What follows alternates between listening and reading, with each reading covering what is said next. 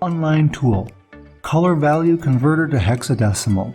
A good tool for developers as a quick reference. Now let's put in some assorted values here. I would put the hexadecimal in, but it just runs better this way for me to show you an example. We hit convert to hexadecimal because we have those.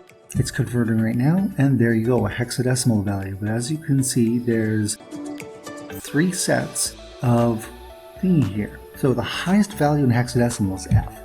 1, 2, 3. So that's the highest value you can go to. Convert to decimal and you'll get 255 in each of these fields. So that's the range you can go from, 0 to 255. This is a good quick reference chart for things like CSS and anything else that does that kind of thing. For more awesome tools that can save you time, please visit eternitech.com/online-tools.